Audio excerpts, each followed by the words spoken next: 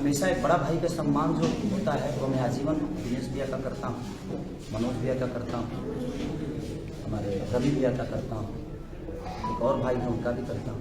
मैं कितना भी कुछ बोल दूँ लेकिन सम्मान में किसी की कमी नहीं होगी। चाहे दिनेश भैया सामने आते हैं तो मैं भरे सभा में अपने पिता का पाँव छूता हूँ तो पिता की तरह वो भी मेरे लिए है, रवि भैया भी है, मनोज जी भी है। वो किस पार्टी के हैं, वो कहाँ के हैं, वो किस जाति से, ये मैं आगे नहीं रखता।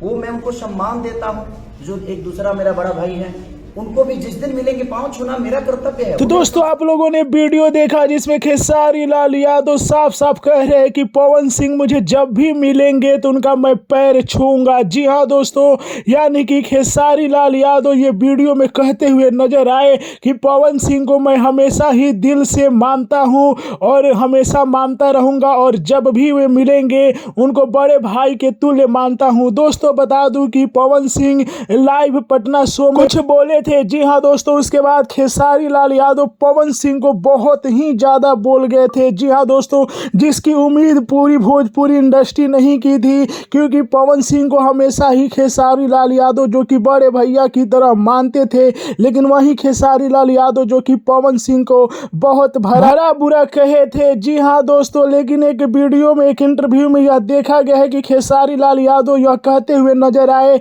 कि जब भी वे मेरे बड़े भाई मिलेंगे तो उनका पैर छूंगा। हाँ, मुझसे गलती हो गई है। जी हाँ दोस्तों, तो आप लोगों को क्या लगता है कि खेसारी लाल यादव को पवन सिंह माफ करेंगे?